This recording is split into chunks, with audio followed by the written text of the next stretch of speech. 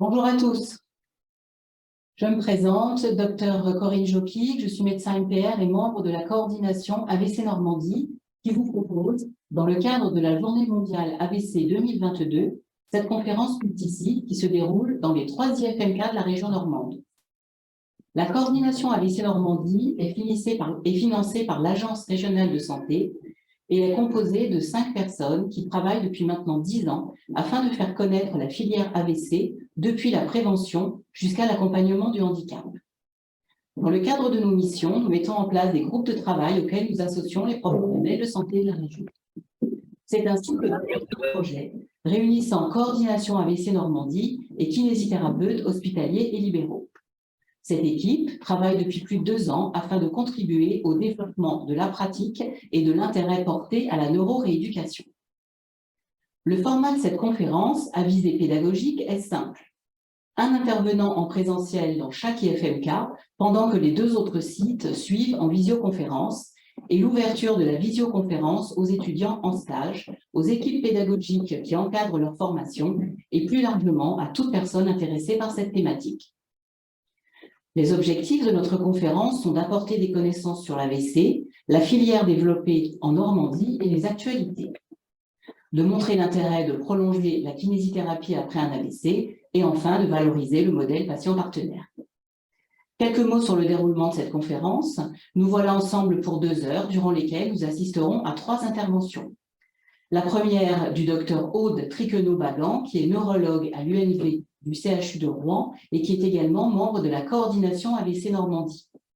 Elle est aujourd'hui à l'IFMK de Rouen et nous parlera de la prise en charge en urgence et des actualités de l'AVC. La seconde présentation sera réalisée par Madame Rita Lenoir-Dicaron, qui est masseur kinésithérapeute et doctorante en 3e année STAPS. D'Évreux, elle abordera la question de la kinésithérapie et des activités physiques adaptées après un AVC. Et enfin, Monsieur Bastien Gouel, kinésithérapeute et membre de notre groupe projet, qui nous présentera le paradigme du patient partenaire.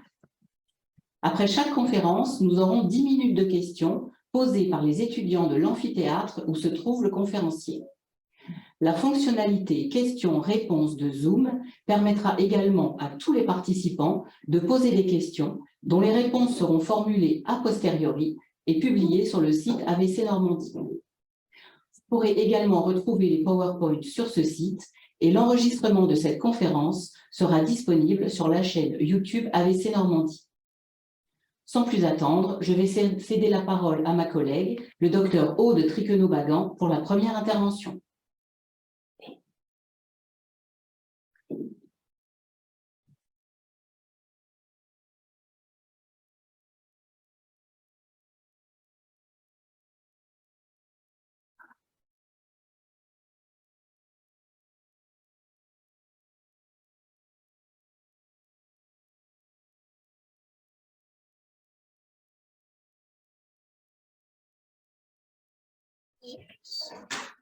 C'est bon pour moi, j'espère que c'est bon pour vous aussi. M'entendez-vous tous?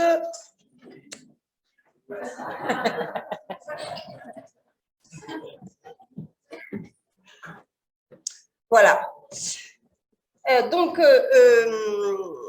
En tant que neurologue vasculaire, je suis chargée de vous exposer les dernières nouvelles concernant la prise en charge des accidents vasculaires cérébraux à la phase aiguë et donc toutes les actualités thérapeutiques ou autres les concernant. Donc, un petit mot de rappel, parce que je sais qu'il y a des kinés qui sont très jeunes, qui ne connaissent peut-être pas encore les AVC. Donc, en fait, un accident vasculaire cérébral, c'est en fait un problème d'origine neurologique et même d'origine vasculaire. Il y a 2 types d'AVC.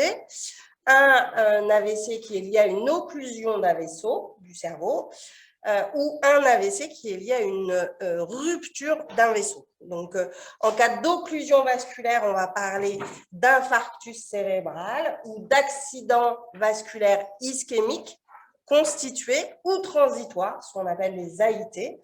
Et puis, lorsqu'il s'agit d'une occlusion d'une veine cérébrale, on parle de thrombose veineuse cérébrale. Les thromboses veineuses cérébrales, c'est très rare. Au CHU de Rouen, on a à peu près 12 à 15 cas par an, alors qu'on a 8 à 900 accidents ischémiques par an. Voilà, pour vous donner la proportion. Concernant les accidents hémorragiques, vous entendrez parler au cours de votre carrière des hématomes cérébraux ou des hémorragies intraparenchymateuses, donc une rupture d'un vaisseau au sein du tissu cérébral. Mais il existe aussi ce qu'on appelle des hémorragies méningées ou sous-arachnoïdiennes, qui sont pour la plupart liées à une rupture d'anévrisme et qui correspondent à une hémorragie dans le liquide autour du cerveau. Donc, c'est une autre pathologie là encore. Et en fait, la proportion, c'est 80% d'artères qui se bouchent, 20% d'artères qui saignent. Et pour ces deux pathologies, on verra qu'il y a une clinique qui est tout à fait commune qu'on ne peut pas distinguer sans réalisation d'une image. Alors, l'AVC, c'est une pathologie qui est extrêmement fréquente et qui est d'ailleurs la première cause de handicap acquis chez l'adulte. On estime qu'environ 75% des patients qui souffrent d'un AVC vont garder des séquelles, qu'elles soient visibles avec un handicap moteur, par exemple, ou invisibles avec des modifications comportementales ou caractérielles. C'est aussi une pathologie qui expose au développement d'un syndrome démentiel. Et donc, quand on est âgé, si on fait un AVC, on va multiplier par 3 le risque de développer des troubles cognitifs à la suite. Et puis, c'est aussi une pathologie qui est liée à une mortalité non négligeable. Vous voyez qu'un patient sur 5 va décéder dans le mois qui suit la survenue de son AVC. Et c'est d'ailleurs la première cause de décès chez la femme, la troisième chez l'homme après les pathologies cardiaques et les pathologies néoplasiques. Voilà. Pathologie fréquente, il y a un petit encart, je ne sais pas si vous avez vu, hein. Une personne sur 6 souffrira d'un AVC dans sa vie. Je ne sais pas combien vous êtes, mais il y a un certain nombre de personnes ici qui, malheureusement, pourront être exposées à la survenue d'un AVC. Alors, sur le plan épidémiologique, qu'est-ce que ça représente dans la réalité? En France, ça représente plus de 140 000 accidents par an. Donc, c'est un gros problème de santé publique. C'est vrai, c'est une maladie qui touche surtout la personne âgée, mais vous voyez qu'il y a 25% des patients qui ont moins de 65 ans au moment de leur accident. Donc, ils sont dans la vie active. Et parmi ceux-ci, moins de 40% pourront reprendre une activité professionnelle à temps plein. Donc, c'est un enjeu financier pour notre système de santé qui est considérable. Globalement, c'est un AVC toutes les 4 minutes en France. Donc, c'est énorme. Vous serez forcément exposés à des patients qui ont fait un AVC. C'est à tout âge et d'ailleurs, je précise que les enfants peuvent être atteints. En France, il y a environ 1000 enfants par an qui souffrent d'un AVC. J'exclus de là les AVC in utero, les AVC périnataux. Je parle vraiment d'enfants après l'âge du nourrisson. D'accord ? 1000 par an. Avec évidemment des séquelles, des difficultés dans leur développement, leur croissance et leur développement intellectuel. Voilà. On sait donc que l'AVC, ça peut survenir à tout âge, ça survient surtout chez la personne âgée. Donc, vous savez que notre population, elle vieillit, donc on va avoir de plus en plus d'AVC. Donc, il faut qu'on soit préparé. Et si on regarde en Normandie, parce que la coordination AVC en Normandie, elle est aussi chargée de surveiller ce qui se passe en région. Vous voyez que pour 2021, nous avons dû prendre en charge 8 964 AVC. La majorité était ischémique, comme je vous l'ai dit, 80% sont ischémiques, 20% sont hémorragiques. Donc, vous voyez, des hémorragies sous-arachnoïdiennes, il y a plus de 400 patients qui ont fait une rupture d'anévrisme ou équivalent.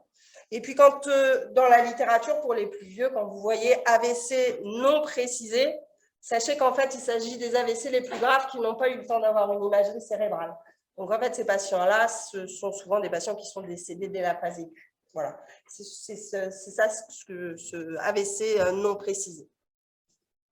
Une remarque, vous avez vu que si on regarde les chiffres depuis 2013, on voit une augmentation parfaitement linéaire du nombre d'AVC. Et puis, on voit une chute de la courbe au moment du Covid. En fait, de façon surprenante, on a constaté une réduction du nombre d'AVC pendant la période de confinement. C'était un peu attendu pour les cardiologues, avec le confinement, moins d'efforts physiques, moins de stress, donc moins d'infarctus du myocarde.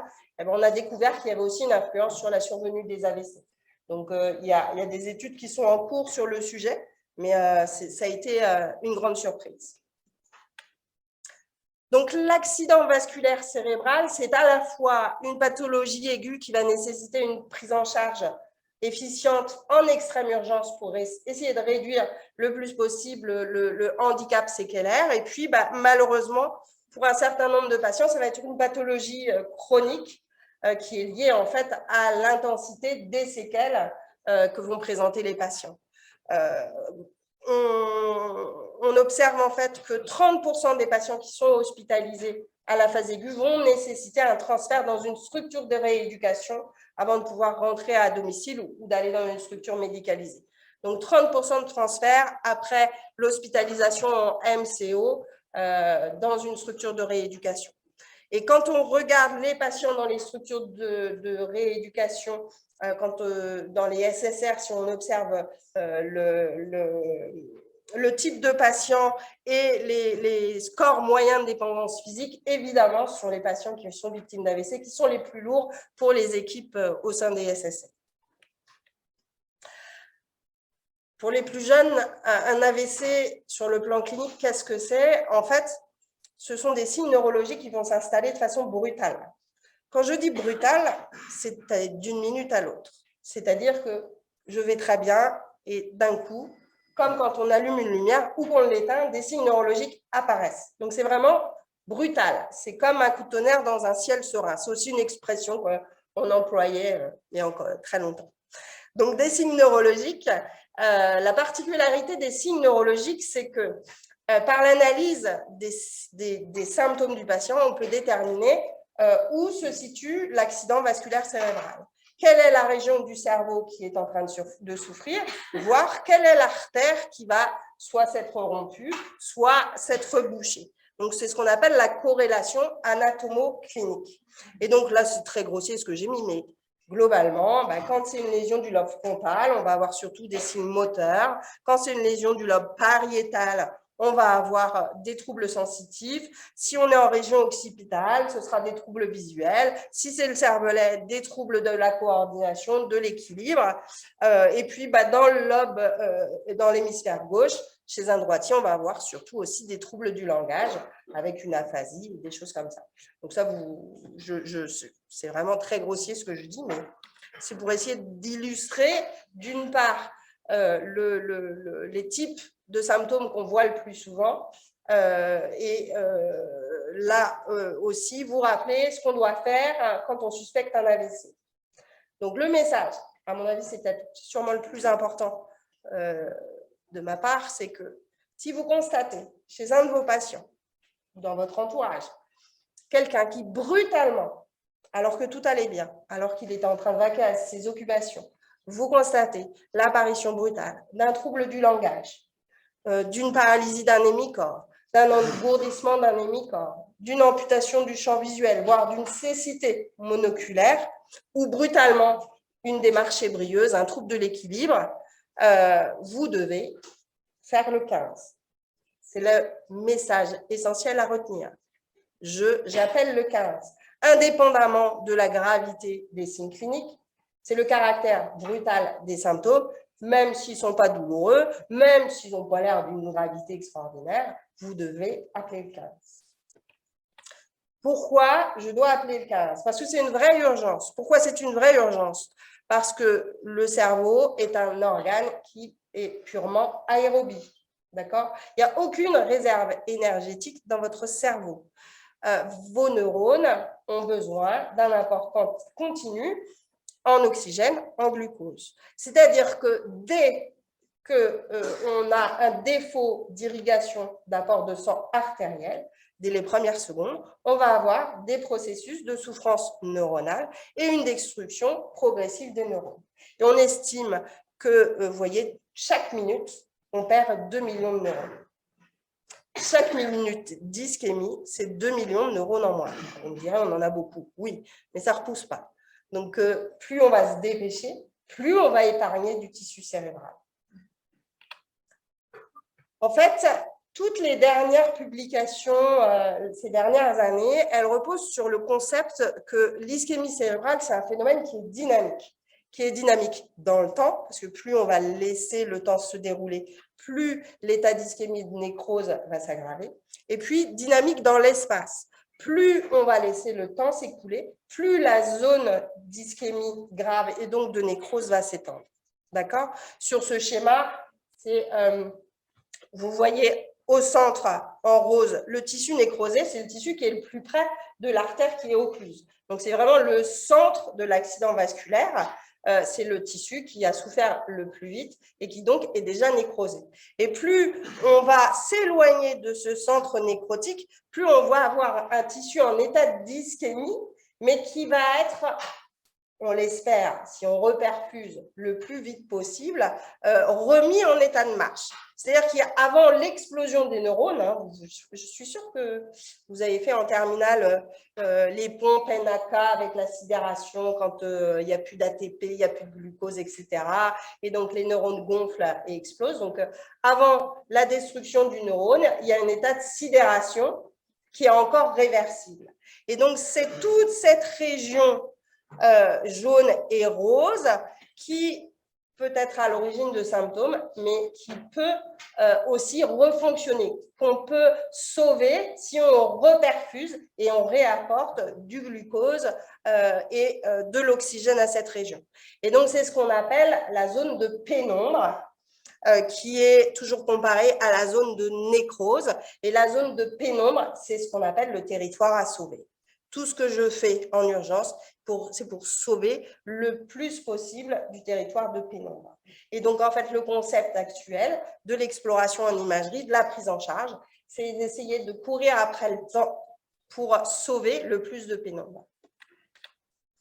Donc, pourquoi on appelle le 15 ? Parce que le 15, ils sont organisés, ils sont préparés pour pouvoir prendre en charge tout type d'AVC. Ils savent quelles sont les structures qui sont à même de prendre en charge ces patients et pour lesquels on a besoin de soins hyper spécialisés et en urgence. Donc, à aucun moment, on ne doit perdre du temps. Donc, j'appelle le centre 15. Le centre 15 localise le patient et va l'orienter vers l'hôpital le plus proche et apte à prendre en charge des AVC. Pourquoi on a besoin d'avoir une hospitalisation en urgence ? Parce qu'en fait, il faut une imagerie cérébrale. La clinique dont je vous ai parlé juste avant ne nous permet pas de différencier les AVC ischémiques des AVC hémorragiques. La clinique, elle est parfaitement identique. C'est des signes neurologiques d'apparition brutale. Aucun symptôme ne pourra vous aider à déterminer s'il s'agit d'une hémorragie ou d'une ischémie. Donc, la priorité, déjà, c'est d'amener le patient vers un plateau d'imagerie apte à faire le diagnostic d'AVC. Alors, le diagnostic de base d'AVC, c'est est-ce que ça saigne ou est-ce que c'est bouché? Donc, on fait un scanner, ça suffit. On peut savoir, on peut faire une IRM, mais un simple scanner sans injection vous permet de voir s'il s'agit d'une ischémie ou d'une hémorragie. S'il s'agit d'une hémorragie, sera discuté éventuellement une orientation, un rapprochement d'un service de neurochirurgie ou une orientation vers une unité neurovasculaire. S'il s'agit d'une ischémie, là, on va avoir besoin d'évaluer en effet le tissu en état de pénombre. Donc, qu'est-ce que je peux faire ?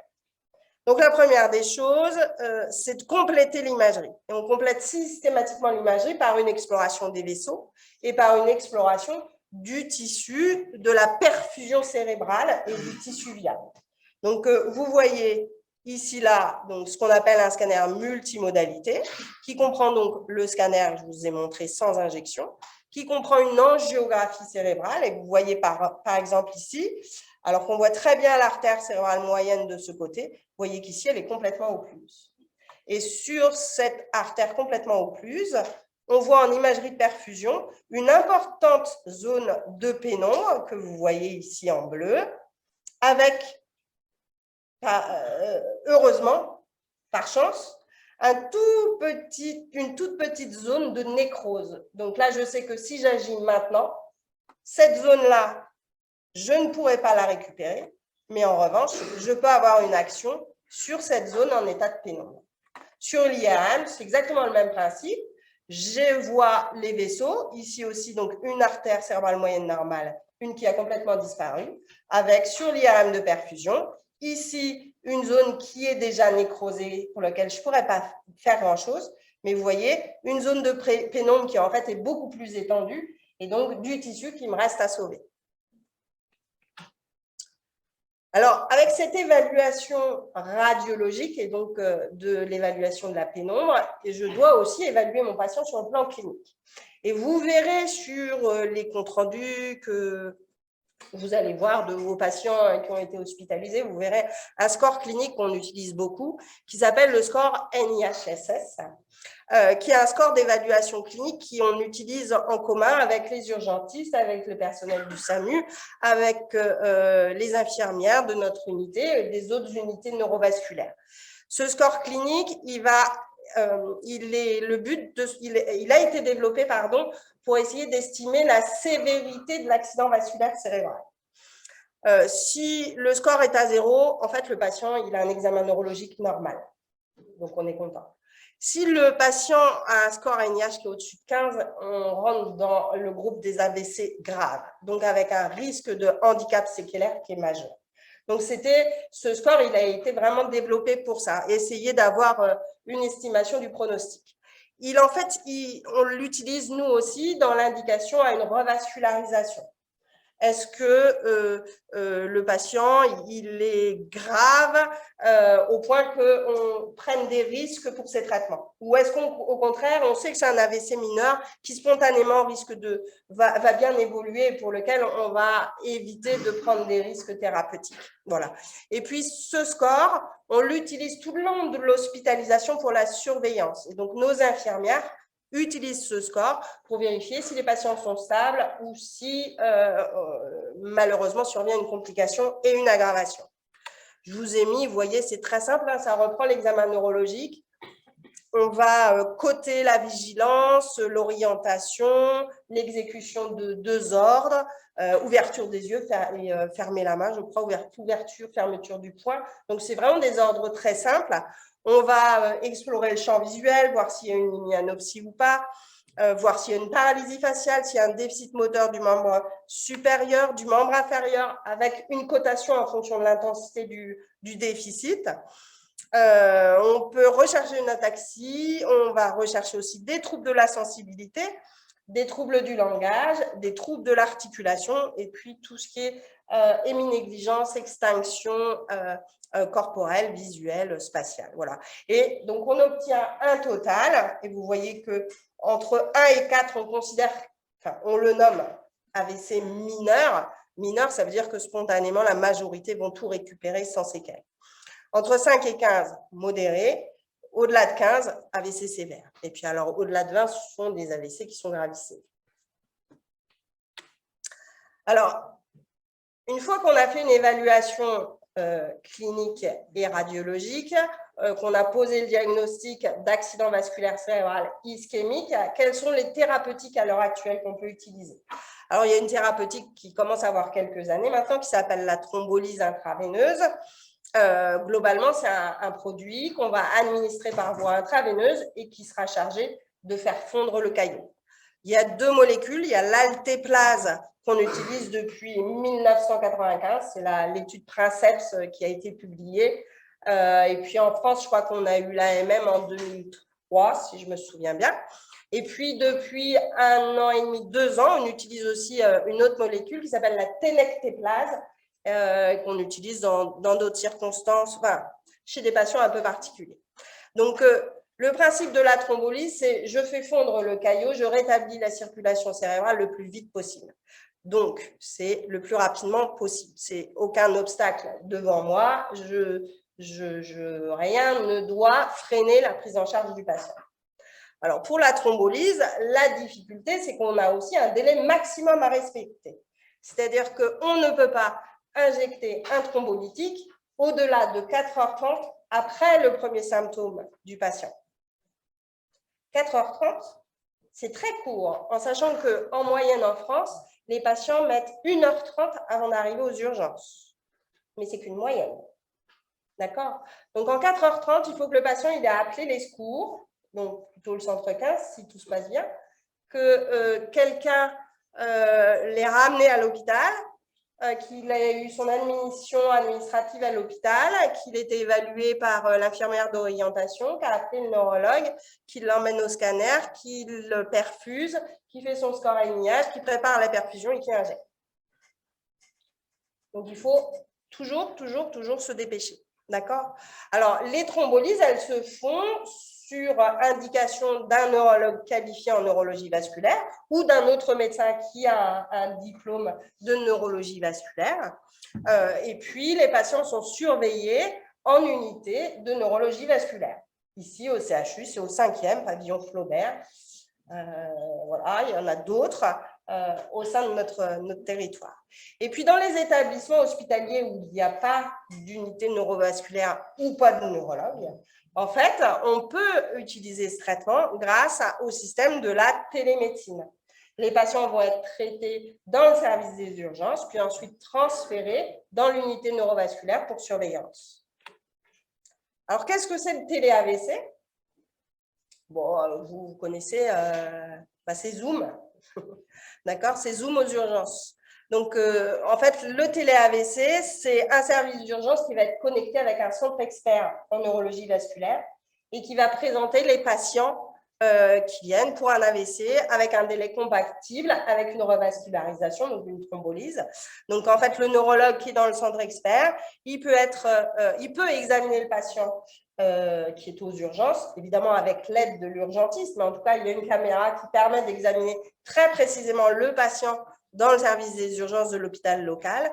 Le neurologue a accès à toute l'imagerie et a accès à un dossier concernant le patient, sur ses antécédents, le contexte, etc.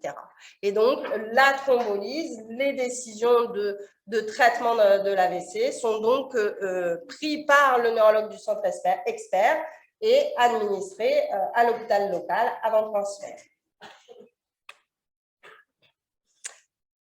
Alors, ça représente combien de patients? Eh ben, je compte sur vous pour faire monter le pourcentage de patients traités, parce que pour l'instant, on est à peu près 15% des AVC ischémiques qui peuvent recevoir ce traitement. La principale limite, c'est le délai. 4h30, c'est très court. Il y a encore beaucoup de patients qui pensaient que le bras lourd, c'est parce qu'ils s'étaient couchés dessus et que ça allait aller mieux demain. Donc, ils reviennent le lendemain. Voilà. Malheureusement, donc, vous devez éduquer vos patients, leur apprendre. D'accord? Tous les patients âgés qui ont des facteurs de risque vasculaire, il faut leur apprendre ce qu'est un AVC et ce qu'ils doivent faire. Donc, vous devez aussi porter la bonne parole. C'est aussi pour ça qu'on est là. Donc, c'est que 15% des AVC ischémiques. Et puis, la thrombolyse, ce n'est pas toujours très efficace, en particulier quand le diamètre du vaisseau bouché est important. Donc, vous voyez que si on a une branche d'une artère sylvienne, on a jusqu'à, allez, on va dire 50 à 60% de chances de recanaliser. Quand on est dans un segment proximal de l'artère cérébrale moyenne, là, on tombe à 20 à 30%. Et puis, si c'est une carotide interne qui est recanalisée, on a moins de 10%. Donc, on va être très efficace sur des tout petits vaisseaux, mais on va être très peu efficace sur les gros vaisseaux. Néanmoins, ce traitement, il a montré qu'il était efficace sur la réduction du handicap après un AVC. Donc ça, c'est quand même majeur. C'était le premier des traitements. Hein. On avait jusque-là rien qui existait. Et donc, ça réduit le handicap sévère d'environ 30%, ce qui n'est pas négligeable. C'est un handicap évité sur 5 patients traités et puis un décès évité pour 6 patients traités. Voilà. Quel est le risque principal de ce traitement? C'est la transformation hémorragique. Et c'est pour ça qu'on a un délai maximal, en fait. Fibrinolyser, thromboliser un AVC tardivement, ça expose, en fait, au développement d'une hémorragie au sein du tissu qui est nécrosé. Dites-vous que dans l'AVC, avec le centre nécrotique, il y a des neurones du tissu cérébral, mais il y a aussi des vaisseaux qui sont nécrosés. Et si on remet en charge un vaisseau qui est nécrosé, on va déclencher une hémorragie cérébrale. Donc, c'est ça notre risque principal. Alors, on a une autre thérapeutique qui est apparue il y a maintenant quelques années, qui s'appelle la thrombectomie mécanique. Le principe, c'est d'aller chercher le débouché directement à l'artère. C'est un traitement qui est relativement risqué puisqu'on va aller circuler dans les artères cérébrales chez un patient qui est cérébro-lésé. Donc, c'est un traitement qu'on va réserver à des patients qui ont un AVC avec un risque de séquelles qui est non négligeable. Donc, si le score NIH est inférieur à 6, on n'y pense pas. Il faut que le score il soit au moins supérieur à 6 pour qu'on discute cette thérapeutique. Voilà. Et puis, il faut que techniquement, on puisse aller chercher ce caillot.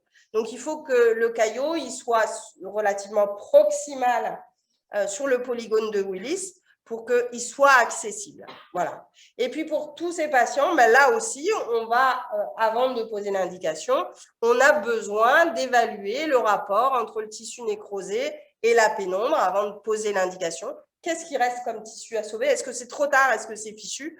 Ou est-ce que j'ai encore une zone de pénombre qui n'est pas négligeable et qui est intéressante pour le patient? Voilà. Alors, en fait, le principe, c'est que le neuroradiologue interventionnel, c'est un médecin spécialiste qui est formé pour ce type de procédure, il va passer par l'artère fémorale et va monter un guide par les artères, l'aorte, puis les troncs supraortiques, et il va monter jusqu'au contact du caillot et va essayer de capturer ce caillot par ce qu'on appelle un stent retriever. Donc, le stent retriever, vous voyez, c'est un petit grillage. On va traverser le caillot, on va essayer de capturer ce caillot. Excusez-moi, voilà. Vous voyez ici, on a monté le stent retriever dans une sylvienne, on a traversé le caillot, on a ouvert le stent et on extrait le caillot avec le stent ouvert en essayant de capturer tous les morceaux de caillot. Donc, la thrombectomie mécanique, initialement, elle a été indiquée jusqu'à un maximum de 6 heures après le début des symptômes. Et puis, ces dernières années, suite au développement justement du concept de pénombre et de nécrose et d'ischémie dynamique, on a pu reculer ce délai jusqu'à 24 heures. C'est-à-dire que des patients qui présentent un AVC grave, on peut envisager, pour certains bien sélectionnés, un traitement par thrombectomie mécanique jusqu'à 24 heures après le début des symptômes.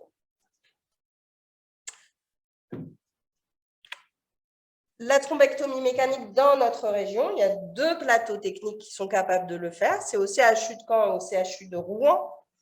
L'indication, elle est toujours multidisciplinaire. C'est une collaboration avec les urgentistes, avec les neurologues vasculaires et les neuroradiologues interventionnels. Et cette technique, cette thrombectomie, elle peut être réalisée en association avec une thrombolyse intraveineuse ou même sans thrombolyse intraveineuse quand on a une contre-indication à celle-ci. Par exemple, un patient qui vient d'être opéré, chez qui on a peur de mettre un traitement thrombolytique parce qu'on a peur d'une complication hémorragique sur le site d'intervention, on a la possibilité de faire cette thrombectomie seule. Alors, la thrombectomie mécanique, elle est beaucoup plus efficace en termes de recanalisation. Vous voyez qu'on a un succès dans 80% des cas. Et donc, le bénéfice, c'est un patient sur 3 sans séquelles neurologiques 3 mois après son AVC. Donc, une grande efficacité quand les patients sont bien sélectionnés. Évidemment, c'est une thérapeutique à risque, perforation artérielle, complication de voie d'abord, et puis une complication commune avec la thrombolyse, c'est la transformation hémorragique du foyer nécrotique. Donc, c'est pour ça qu'il faut beaucoup analyser le bénéfice qu'on attend de ce geste avant de le faire, parce qu'on expose le patient au risque. Voilà. Et puis, malgré la réouverture des artères, malgré les traitements curatifs qu'on va proposer, on a malheureusement des patients qui ne s'améliorent pas, qui vont garder un déficit neurologique important et qui vont avoir besoin de vos services. Une petite carte pour vous montrer le réseau, le maillage de notre région, en vous montrant les 2 sites de NRI de Rouen et de Caen, et puis les différentes unités neurovasculaires du territoire avec les consoles de télé AVC présents dans les hôpitaux de notre région. Un mot sur une autre actualité, on n'est plus dans la phase aiguë, on est plus dans le suivi des AVC. Vous allez entendre parler, vous avez déjà entendu parler des consultations pluriprofessionnelles post-AVC. Donc, il s'agit de consultations qui sont dédiées aux patients qui ont présenté un AVC, qui doivent avoir lieu dans les 6 mois qui suivent l'AVC et qui sont proposées avec donc, un neurologue ou un médecin spécialisé dans l'AVC et des paramédicaux qui vont participer à cette consultation.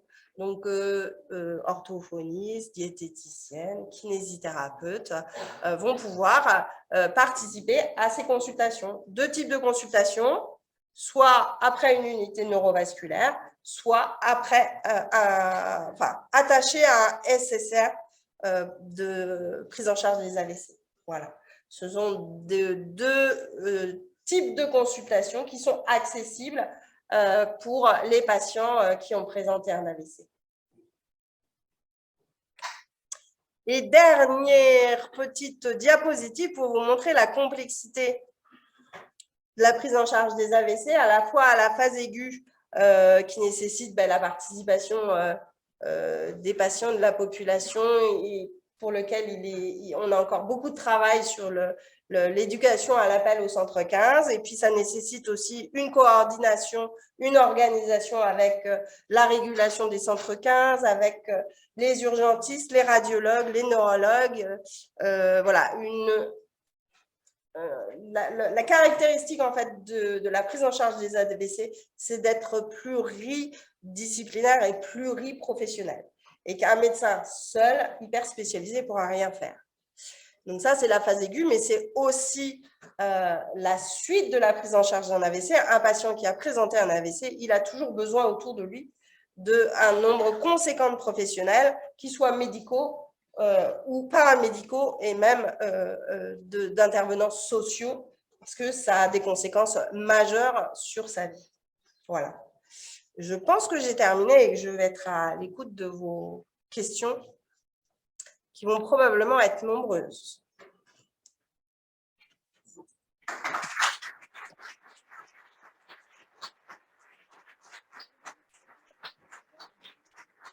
Alors, Aude, tu as été assez bavarde. On va avoir droit à une ou 2 questions, pas plus. Et de la chance. Quelle question? Oui.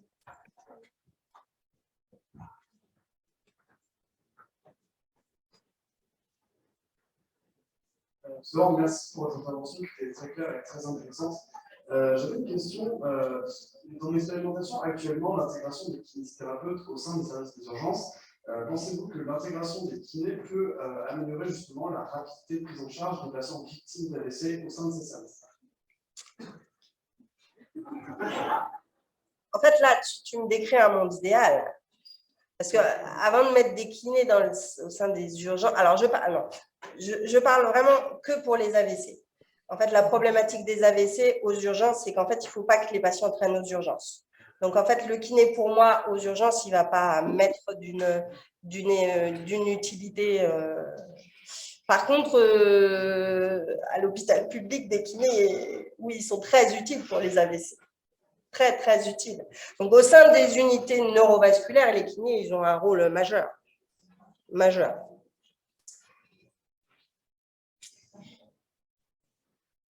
Est-ce que quelqu'un d'autre a une question? Allez. Patricia a une question peut-être.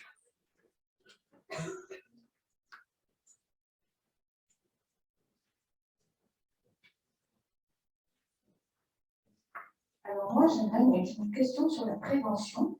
Mais quels sont les facteurs de risque d'un accident vasculaire cérébral? Peut-on agir?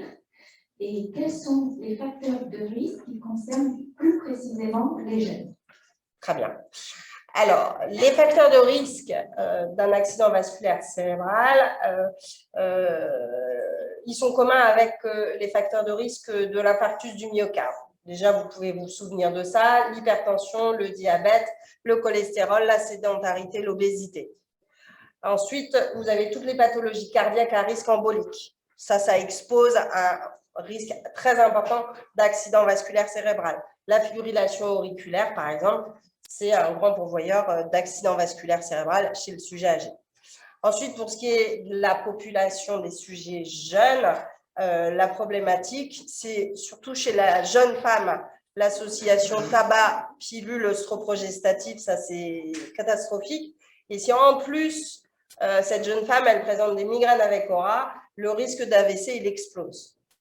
Donc, tabac, pilule et migraine, et surtout migraine avec aura, c'est majeur. Majeur. Ensuite, on a la problématique du tabac, du cannabis. On sait que le cannabis peut donner des vascularites cérébrales. Donc, on a un certain nombre de jeunes patients qui présentent des AVC avec des spasmes artériels qui sont liés à l'usage de toxiques. Et puis, chez les populations très jeunes, on a aussi les ivresses aiguës majeures du week-end qui peuvent exposer les patients à des spasmes artériels ou des hémorragies cérébrales sur des grandes poussées hypertensives. Donc, il y a des étiologies très spécifiques, oui, des sujets jeunes comme vous l'êtes. Je crois qu'on a fait le tour des questions, Corinne.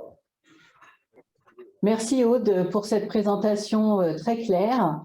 Alors, je vais rappeler à toutes les personnes qui sont connectées sur Zoom que vous pouvez poser des questions sur la fonctionnalité questions-réponses et que le docteur Aude Tricknot pourra vous répondre a posteriori via le site AVC Normandie. Et on a eu aussi quelques questions sur l'enregistrement. Donc, la visioconférence est enregistrée et sera visible sur la chaîne YouTube AVC Normandie. Je vais maintenant donc passer la parole à Rita Lenoir-Dicaron pour son intervention. Rita, à vous. Donc, bonjour à toutes et à tous. Déjà, un grand merci aux organisateurs de cet événement pour m'avoir invité aujourd'hui et qui me permettent de présenter mon travail de recherche autour de l'activité physique adaptée spécifique pour les AVC. Enfin, après un AVC, pas pendant. Donc, si ça veut bien marcher, permettez-moi de me présenter très brièvement avant de passer au vif du sujet. Je suis kinésithérapeute de formation. J'ai été diplômée ici à l'IFMK de Lamus en 2019. À la suite de quoi, j'ai fait un master STAPS spécialisé dans l'activité physique adaptée pour la santé et les maladies chroniques. Et à la suite de ce master, j'ai décidé de poursuivre avec un doctorat. Et là, actuellement, je mène une thèse sur l'intérêt du yoga dans la rééducation des AVC. Je suis en 3e, donc normalement dernière année de thèse. Et donc aujourd'hui, je vais vous présenter la principale étude que j'ai menée durant les 2 dernières années. Donc, pour passer au vif du sujet et à notre rôle de kinésithérapeute dans la rééducation des AVC, déjà, il faut bien comprendre qu'elle va varier en fonction des séquelles que présentera le patient, mais aussi de la phase dans laquelle se trouve le patient quand vous allez le rencontrer. En phase aiguë, durant les 14 premiers jours, généralement, on appelle ça la phase aiguë, les patients sont généralement à l'hôpital. Et là, si vous travaillez du coup à l'hôpital, votre rôle sera de les mettre le plus rapidement possible debout et de les faire rebouger le plus rapidement possible. La rééducation motrice doit commencer très tôt. Ensuite, on parle de phase subaiguë de 14 jours à 6 mois.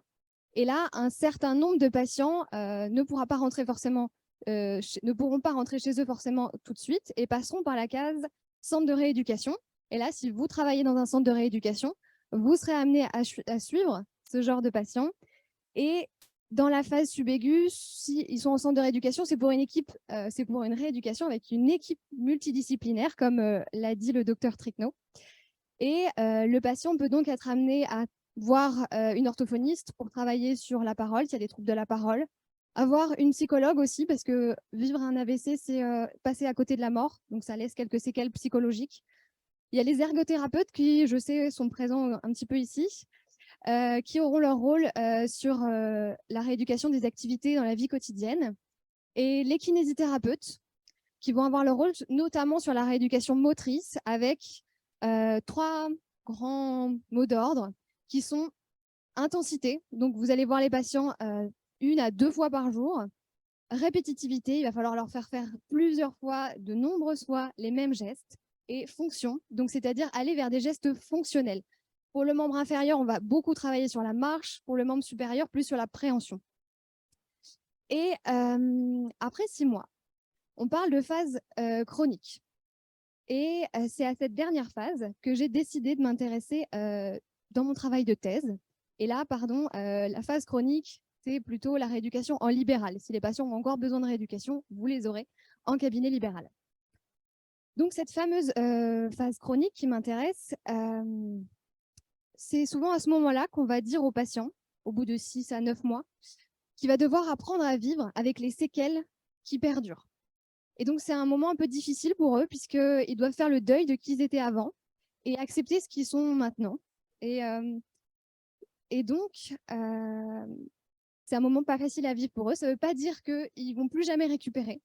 Ça veut juste dire que la récupération la plus visible, la plus spectaculaire, entre guillemets, se passe dans les phases aiguës et subaiguës, et elle est plus lente, plus difficile en phase chronique. Donc, on a un réel rôle aussi dans l'accompagnement de ces patients. J'ai d'ailleurs un patient qui a vécu un AVC déjà depuis 6 ans et qui me disait ça. C'est difficile à expliquer aux gens, mais je pense que je récupérerai toute ma vie. C'est généralement des petits points, parfois infimes, mais qui participent à améliorer le quotidien. Il ne faut pas abandonner. Avec le temps, la rééducation, ce n'est pas forcément la priorité dans la vie, mais il faut toujours se bouger et repousser ses limites. Malheureusement, tous les patients ne sont pas comme celui-là. Et un certain nombre, voire même un grand nombre, une fois qu'ils sont retournés à domicile, restent extrêmement sédentaires. Il y a une étude de cohorte qui a été menée sur une centaine de patients, a montré qu'ils passaient 81% de leur temps journalier dans un comportement sédentaire, donc c'est-à-dire ou assis ou allongé. Or, les dernières recommandations de la Haute Autorité de Santé, qui datent tout juste de juin de cette année, donc de juin 2022, nous dit que les programme d'activité physique, donc le besoin d'activité physique pour ces patients, est recommandé de grade A. Donc, grade A, c'est une preuve scientifique établie. On est sûr que c'est bénéfique pour eux. Mais on peut se poser la question de quel type d'activité je peux faire avec ces patients. Est-ce qu'il y a un programme qui est plus intéressant qu'un autre? Et là, je vous renvoie aux recommandations de 2018 sur la pratique de l'activité sportive avec ces patients, qui nous dit ceci. Il faut les encourager dans la vie quotidienne à continuer à bouger un maximum, continuer à faire du ménage, du jardinage, à aller marcher. 3 à 5 fois par semaine, il faut les encourager à faire des activités de type endurance. Donc, mettre un peu en route le système cardiaque et respiratoire à travers de la marche, du vélo, de la nage, du step, peu importe l'activité, du moment qu'elle plaît aux participants et qui peut s'y engager de façon régulière. Et ensuite, 2 à 3 fois par semaine, il faudrait les encourager à faire du renforcement musculaire, des exercices de souplesse et des exercices d'équilibre et de coordination. Et je me suis dit, je connais une activité qui regroupe ces 3 derniers éléments et du coup, on pourrait faire sur une séance 2-3 fois par semaine, et vous me voyez peut-être venir, le yoga.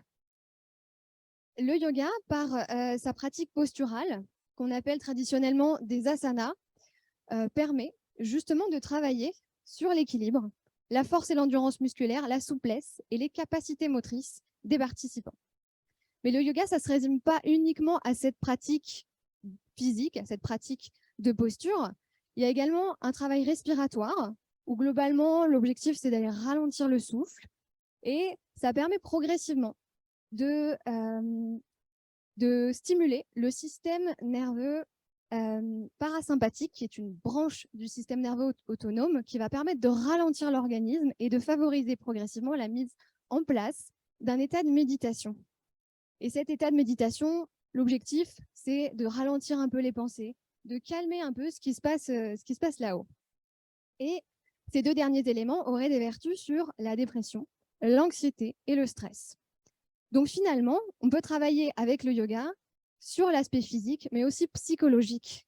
Or, les patients ayant subi un AVC ont besoin de souvent travailler sur ces 2 versants-là. Donc, je me suis dit, est-ce qu'on peut construire un programme de yoga adapté aux séquelles de l'AVC et voir si ça fonctionne et si ça marche pour eux. Ma première hypothèse de recherche, après tout ce que j'ai pu voir dans la littérature, c'était de me dire, le programme de yoga n'est probablement pas inférieur à un programme d'activité physique conventionnel pour améliorer tout ce qui est équilibre, force musculaire et mobilité fonctionnelle des patients. Par contre, je me suis dit que peut-être un programme de yoga pouvait permettre de façon plus importante qu'un programme physique conventionnel d'améliorer l'anxiété, la dépression et la qualité de vie des participants. Pour répondre à ces hypothèses de recherche, donc on a recruté un certain nombre de patients, on les a bilantés une première fois, ensuite on les a répartis de façon aléatoire, soit dans le groupe expérimental pour faire du yoga, soit dans le groupe contrôle pour faire l'activité physique conventionnelle. On les rebilante en post-traitement et on a refait un bilan de suivi 3 mois plus tard pour voir ce qui devenait après la fin des traitements. Au niveau du recrutement, on a pris des personnes donc, qui étaient bien en phase chronique post-AVC, qui avaient des troubles de l'équilibre parce que c'était notre critère d'étude principal, et au niveau fonctionnel, qui étaient capables de tenir debout et de marcher sur une dizaine de mètres avec ou sans aide technique. On a par contre exclu toute personne mineure, les gens qui auraient des troubles cognitifs trop importants, les antécédents de pathologie ORL qui seraient à l'origine d'un problème de vertige, toute contre-indication à la pratique d'une activité physique, et toute personne qui participe déjà à une activité physique. On s'intéressait donc aux personnes sédentaires pour voir justement si l'activité physique pouvait leur faire du bien. Au niveau des bilans, les évaluateurs étaient en aveugle, c'est-à-dire qu'ils ne savaient pas dans quel groupe étaient les participants. Ils leur faisaient passer une batterie de tests physiques avec l'échelle d'équilibre de Berg, avec le Times Up and Go, un test qui consiste à demander aux patients de se lever, de marcher sur 3 mètres, faire demi-tour, se rasseoir le plus rapidement possible. Un test de marche de 6 minutes où le patient fait des allers-retours le long d'un couloir pendant 6 minutes et on essaie de lui faire la plus grande distance possible. Et une mesure dynamométrique de la force donc du quadriceps. Ils passaient également des questionnaires pour interroger la confiance en leur équilibre, l'anxiété, la dépression et la réintégration à la vie normale. Au niveau des traitements, le groupe expérimental a donc fait ce qu'on a intitulé le programme Yoga-AVC, un programme de yoga adapté aux séquelles de l'AVC. Donc l'objectif ici, rassurez-vous, ce n'était pas de leur demander de mettre le pied derrière la tête ni d'aller faire la chandelle. L'objectif, c'était, je vais vous montrer une séance type avec la vidéo, comme ça c'est plus parlant. On commence par un centrage, c'est-à-dire 5 minutes où la personne est dans une position assise, les yeux fermés, et elle va se concentrer sur ses ressentis à l'instant présent pour commencer à faire cette méditation active. On passe à l'échauffement ensuite, où le but, c'est d'aller mobiliser les principales articulations qui vont travailler durant la séance. Et le cœur de séance, c'était la pratique de ces asanas, de ces postures, majoritairement des postures debout, puisque l'objectif principal de ce programme, c'était de travailler sur l'équilibre. Donc, on retrouve des postures comme la montagne, la chaise, le guerrier, le triangle. Peut-être que ça dit quelque chose à certains d'entre vous ou pas du tout. Donc, on est sur des postures plutôt sur l'équilibre, le renforcement, la souplesse, et on alterne avec des postures assises quand il y a besoin. Ensuite, la phase de retour au calme consistait donc avec des postures allongées au sol. On apprenait à descendre au sol en sécurité. Avec des postures allongées au sol, on travaillait plus sur l'étirement, la détente, la relaxation, des pranayamas, donc des exercices de respiration, pour progressivement arriver à méditer. Et on terminait par une phase dite de relaxation finale, où les patients, yeux fermés et dans une position allongée très confortable, le plus confortable possible, vous voyez, on met le plus d'accessoires pour qu'ils soient bien, et une phase donc de relaxation guidée. Voilà pour une séance type yoga AVC. Pour ce qui est du groupe contrôle, qui faisait donc une activité physique conventionnelle, on a choisi le programme FAME pour Fitness and Mobility Exercise. C'est un programme qui a été établi par des chercheurs canadiens, qui a fait déjà ses preuves dans la littérature avec plusieurs essais randomisés contrôlés qui ont montré son intérêt dans la prise en charge des AVC d'un point de vue physique notamment. On commence généralement la séance par un échauffement classique avec de la marche sur place, du talon-fesse, des rotations des principales articulations. Ensuite, une phase de renforcement fonctionnel. Donc, on est sur des squats, des fentes, renforcement du membre inf majoritairement et un petit peu du membre sup. Une phase d'exercice d'équilibre où on vient chercher à travailler les transferts de poids et l'équilibre unipodal majoritairement. Puis, une phase dite d'agilité et de mise en forme, où là, on est plus sur la quantité de mouvement plus que la qualité. On est sur un peu plus des exercices de cardio. L'objectif, voilà, étant de faire un peu plus battre le cœur. Et on finit par la récupération, donc étirement des principaux groupes musculaires qui ont travaillé pendant la séance. Donc, pour les kinés, vous voyez, c'est du classique.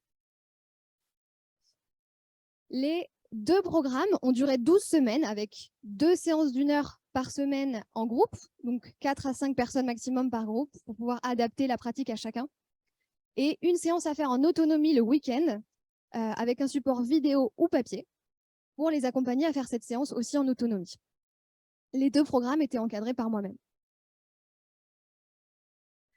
Donc au niveau des résultats, sur 56 personnes qui se sont portées volontaires, on a pu en inclure 36, 18 donc dans chaque groupe. En post-traitement, on a pu évaluer uniquement 16 personnes dans chaque groupe. Il y a eu 4 patients, entre guillemets, perdus pour autre cause que les programmes d'activité physique. Rassurez-vous, ce n'était pas dangereux. On n'a eu aucun problème, mais il y en a qui ont eu des soucis de santé autres, récidive d'AVC ou des opérations pas prévues.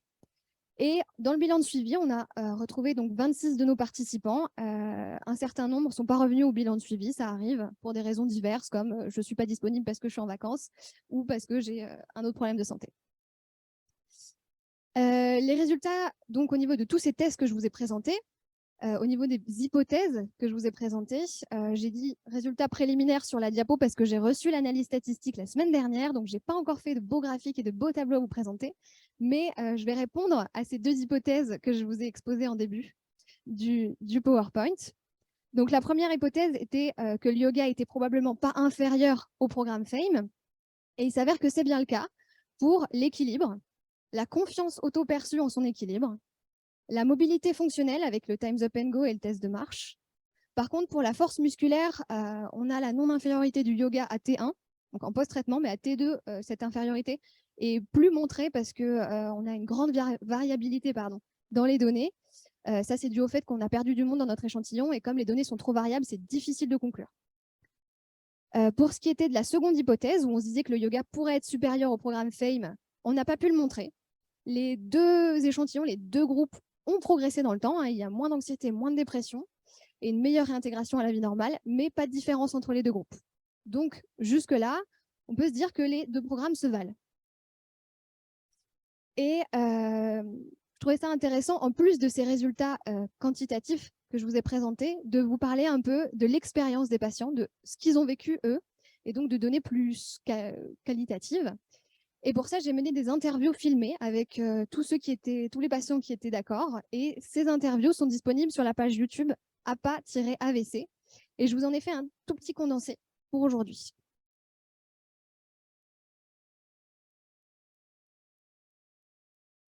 Je ne vais pas vous l'apprendre.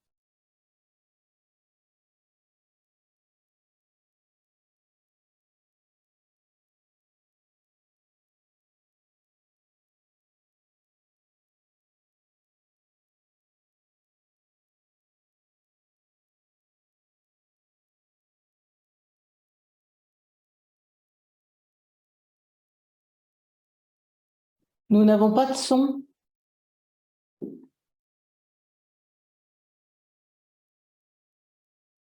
Ok, je suis désolée. Du coup, s'il n'y a pas de son dans les 2 autres IFMK, on va devoir passer. Parce que je ne suis pas technicienne. Peut-être on reviendra après. Je finis la présentation et on reteste peut-être à la fin pour rester dans les temps. Désolée pour le problème technique, on avait vérifié, mais apparemment, même les vérifications ne sont jamais parfaites. Donc, ce qui ressort de ces interviews, globalement, c'est qu'ils sont nombreux à décrire une amélioration d'un point de vue physique, à se sentir plus stable, plus fort, plus mobile.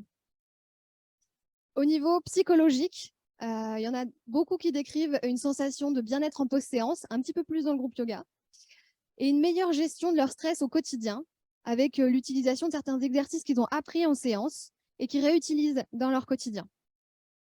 Un autre point sur lequel je ne m'étais pas tellement attardée à réfléchir avant de débuter cette expérience et qui m'a un peu pas surpris, mais sur lequel je n'avais pas tellement réfléchi, c'est la sociabilisation.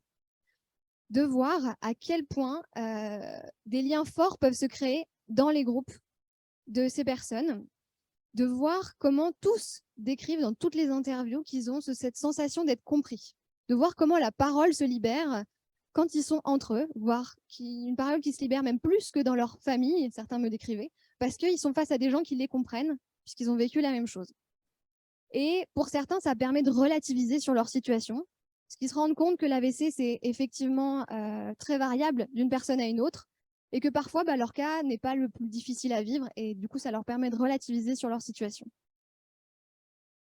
L'autre question qu'on peut se poser, c'est au niveau de l'observance, parce que l'objectif quand même ici, c'était de les rendre moins sédentaires, mais est-ce qu'ils continuent après la fin des programmes à faire ces activités physiques?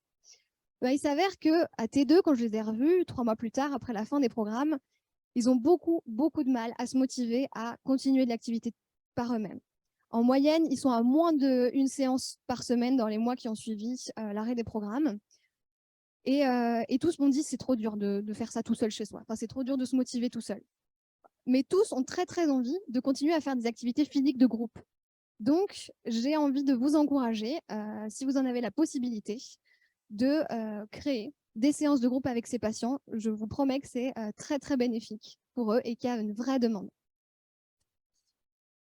Ensuite, ce travail n'a pas la prétention d'être parfait et présente de nombreuses limites. Notamment la principale, la taille de l'échantillon. Il nous aurait fallu 84 personnes pour cette étude et on n'en a eu que 36 et vous avez vu que l'échantillon s'étiole au fur et à mesure des bilans. Et le deuxième point qui peut expliquer pourquoi on n'a pas vu de différence significative sur l'anxiété et la dépression, c'est qu'en fait, notre échantillon de base n'était pas vraiment anxieux et dépressif. Au total, il y avait à peine 50% des personnes qui présentaient une véritable anxiété et à peine 11 personnes sur 36 qui présentaient un réel syndrome dépressif.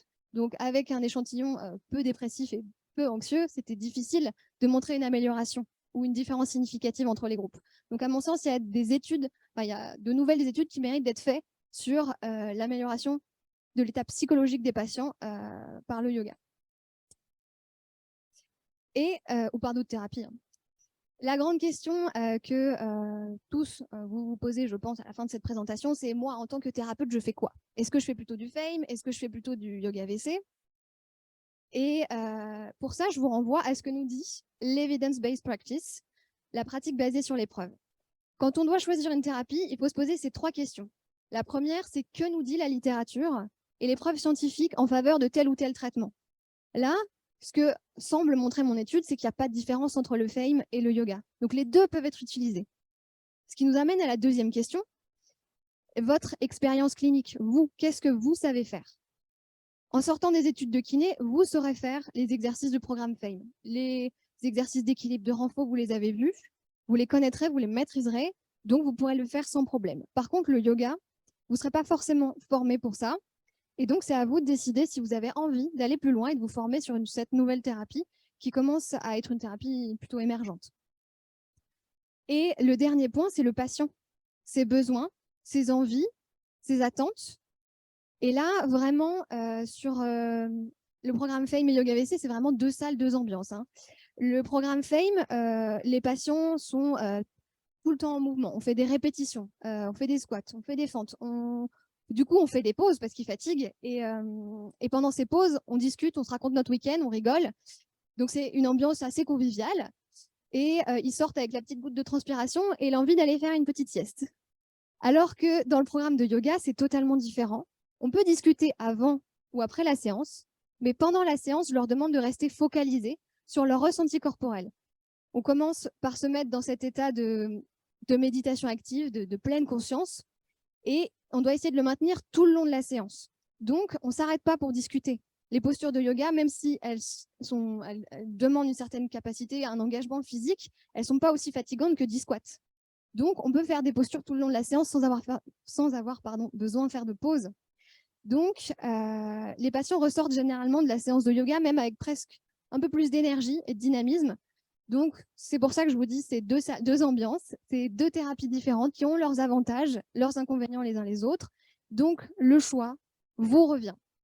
Merci pour votre attention et je me tiens prête à répondre à vos questions. On a quelques minutes là pour répondre à des questions dans l'amphithéâtre où vient d'intervenir Rita. On a une question ici. Allez-y. Oui, bonjour, merci pour cette présentation. Je voulais savoir comment vous aviez évalué l'amélioration psychologique et puis s'il n'y a pas une antinomie entre amélioration psychologique et observance à long terme qui n'est pas très bonne finalement. Pardon, du coup, je me suis laissée perturber. La première partie de la question, c'était comment on a évalué l'anxiété et la dépression. Donc, l'anxiété, c'était par l'inventaire de l'amélioration psychologique. Bah, du coup, il passait avant le traitement et après le traitement dans les bilans un questionnaire. Pour l'anxiété, un inventaire d'anxiété. Et pour la dépression, l'inventaire de dépression de Beck. Enfin, c'est 2 questionnaires qui permettent de scorer en fait potentiellement en fonction de la réponse aux questions, de scorer leur niveau d'anxiété, leur niveau de dépression. Et du coup, on voyait si ce niveau diminuait entre l'avant et l'après-traitement. Voilà. Je vous renverrai au PowerPoint si vous voulez voir vraiment les scores qu'on a utilisés. Et la deuxième question, je n'ai pas bien compris. Si le lien entre l'état psychologique et l'observance, c'est ça?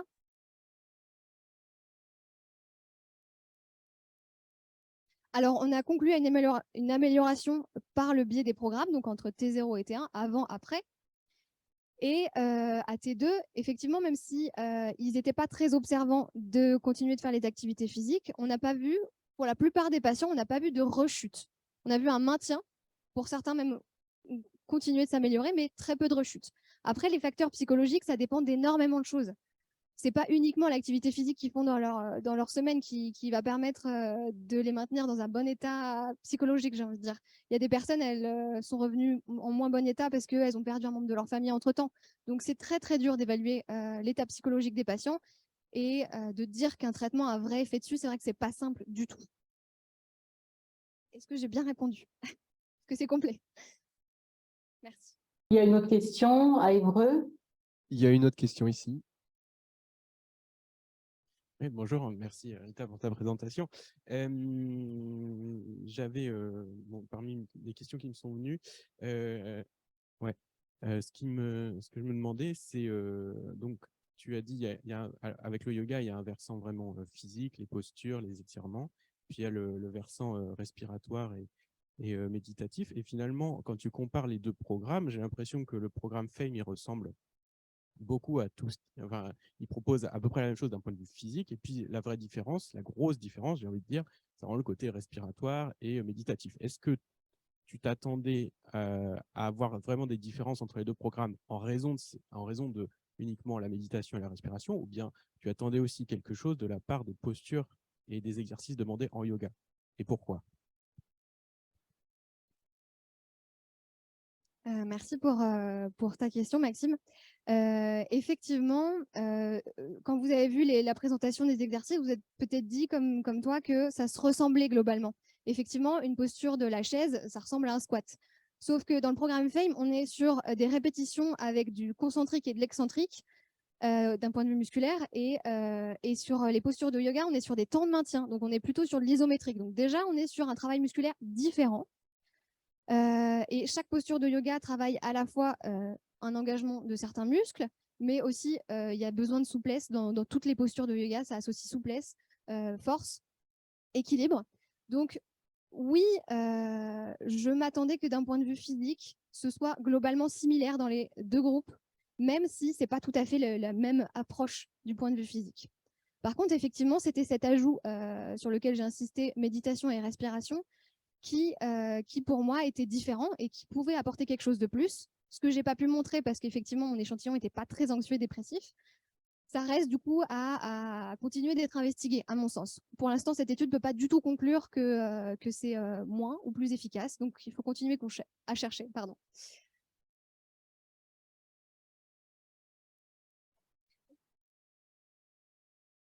Ah, d'accord. Oui, juste par rapport à l'évaluation, là, il y avait par exemple d'un point de vue cognitif la dépression et l'anxiété, et puis à la fin de la présentation, tu parles de la fatigue. Et est-ce que maintenant tu voudrais évaluer la fatigue? Effectivement, ça pourrait être intéressant de rajouter des questionnaires sur la fatigue et la fatigabilité des patients. Mais quand on fait une étude, on a envie de tester des milliards de choses. J'aurais bien rajouté des questionnaires sur le stress, sur plein d'autres versants. Mais à un moment donné, il faut se limiter pour éviter d'avoir des biais, justement. Donc d'autres études sont à faire et c'est à vous de les faire, j'espère. Ok, je crois qu'il y avait une question en amphi aussi, côté 27. Est-ce qu'on a le temps de la poser ou pas, ou je me suis trompé? S'il y a encore une question, vous avez le temps de la poser, oui. A priori, pas de question. Tu m'entends? Pas de que- Oui, oui, je t'entends, Michel, mais c'est parce que tu avais levé la main tout à l'heure. Pas de Oui, questions? mais c'était tout à l'heure. Ok. Tout va bien. Ok, merci Rita pour cette présentation très claire. Bon, on est désolé du petit problème technique, mais ce qui nous rassure, c'est qu'on peut retrouver sur la chaîne YouTube APA-AVC tous les témoignages des patients de votre étude. Donc, on ne manquera pas d'aller voir sur cette chaîne. Donc, je pense que maintenant, nous allons pouvoir passer à la troisième présentation de Bastien Guel à Alençon. Je voulais remercier la filière AVC Normandie avec qui on collabore ensemble depuis maintenant plusieurs années. Voilà, c'était pas une mince affaire d'organiser un colloque multisite. Je vous raconterai ici à Alençon que c'est impressionnant de voir autant d'étudiants d'un coup dans un moment. Bastien, s'il te plaît, on ne t'entend pas très bien. Peux-tu bien mettre le micro voilà. Bon, moi, je vais essayer de parler un petit peu plus fort. Donc voilà, tout ça pour vous remercier, l'équipe de la filière AVC Normandie, Corinne Jocky, Patricia Lecomte et Christian Marie, avec qui voilà, on collabore vraiment dans une ambiance bienveillante et formidable. On a aussi des remerciements aux 3 IFMK qui ont mis la main à la pâte pour cette organisation. Et du coup, merci aux équipes pédagogiques des IFMK et merci aux directions d'avoir mis la main à la pâte parce que c'était vraiment pas évident techniquement. Voilà, ma présentation à moi, moi je vais commencer par me présenter moi. Bastien Guel, je suis kinésithérapeute libéral à IF. C'est dans la première couronne de Caen. Je suis diplômé de 2009, donc ça fait maintenant une bonne dizaine d'années, et je suis spécialisé où j'ai une activité spécifique, si on veut bien employer les bons termes, en neurologie adulte, en particulier pour les patients post-AVC. Aujourd'hui, l'intitulé de ma présentation, c'est le patient partenaire, un nouveau paradigme, un changement de paradigme ou un nouveau paradigme. Alors, qu'est-ce que c'est qu'un paradigme? Donc là, aussitôt, je vois des yeux qui regardent leurs chaussures ou le plafond. Donc, un paradigme, en fait, c'est un modèle. Le terme paradigme consiste en un modèle théorique de pensée qui permet, si vous voulez, de répondre à un certain nombre de données en fonction des domaines de la vie, en particulier en médecine. On a régulièrement des changements de paradigme en fonction des époques dans lesquelles on vit. Et par exemple, l'époque actuelle, dans le contexte actuel, on est dans un modèle biopsychosocial qui a été initié par Engel en 1980 et qui fait suite au modèle biomédical qui était le modèle précédent, qui faisait valeur à l'époque d'après-guerre. On a aussi, dans le contexte actuel, une redéfinition du métier de masseur-kinésithérapeute, qui lui octroie des compétences d'éducation et des missions de promotion de la santé, alors que à l'époque, le kiné est simplement un effecteur de soins, de mobilisation, de gymnastique, d'exercice, etc. Actuellement, on est dans une démarche d'éducation et de promotion de la santé en plus.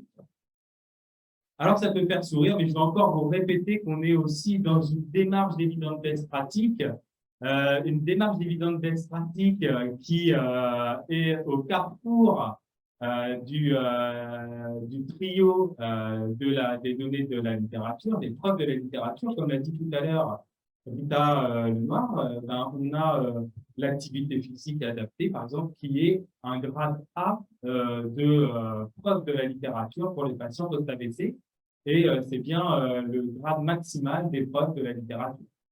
On a l'expérience du thérapeute. Évidemment, moi, j'ai forcément un peu plus d'expérience que vous sur la prise en charge des patients post-AVC, puisque ça fait 13 ans que je fais ça.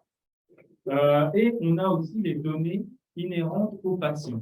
Alors, l'expérience, les compétences, les valeurs, les croyances, le raisonnement du patient, on ne sait pas très bien encore exactement définir de quoi il s'agit exactement, et ça mériterait justement développement.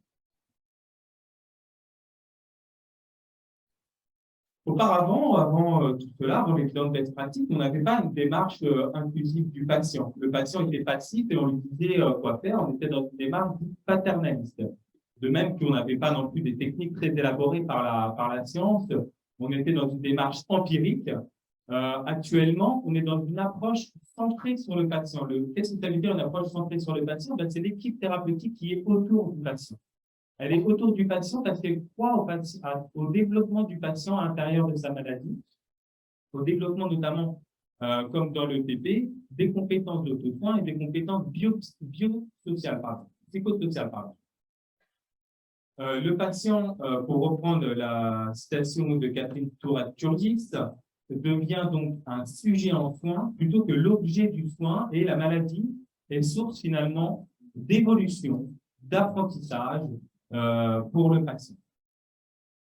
Alors, l'approche patient-partenaire, le partenariat de soins, en quoi est-ce un nouveau paradigme? Eh bien, le principe, c'est de passer d'une équipe autour du patient à une équipe qui inclut le patient à l'intérieur de son équipe. Donc, on va considérer le patient comme un soignant à part entière afin de pouvoir prendre des décisions en co-décision et de co-construire un programme adapté au patient en prenant en compte son expérience, ses savoirs expérientiels, on dit, qui sont issus des savoirs expérientiels de la vie avec la maladie. D'accord? On ne parle pas des savoirs expérientiels de l'acquisition du langage ou des dangers lorsqu'on est enfant. On parle précisément des savoirs expérientiels rares issus de la vie avec la maladie qui lui confèrent finalement des compétences de patient partenaire.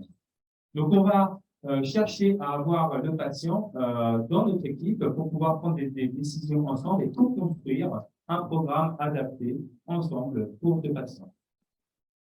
Voilà le changement de paradigme. Le patient n'est plus, on ne cherche plus à faire pour le patient, mais on va chercher à faire avec le patient. C'est un petit peu le principe de l'approche patient-partenaire, du partenariat de soins avec le patient. C'est clairement un changement de posture du thérapeute. Avant tout, un changement de posture du thérapeute, et pas forcément un changement d'attitude du patient qui devient acteur. On entend souvent que, en effet, le patient devient acteur. Mais non, le patient est déjà acteur. C'est nous qui sommes en train de changer notre vision de voir le patient dans ses compétences et ses limites, parce que certains patients ne sont moins compétents que d'autres. Pour parler des compétences du patient, quoi de mieux que le référentiel des compétences du patient qui a été réalisé à partir des travaux de thèse du docteur Luigi Flora et en collaboration avec la direction collaborative du partenariat patient de Montréal, qui est un service de l'Université de Montréal. On a donc, ils ont créé donc ce répertoire, ce référentiel de compétences du patient.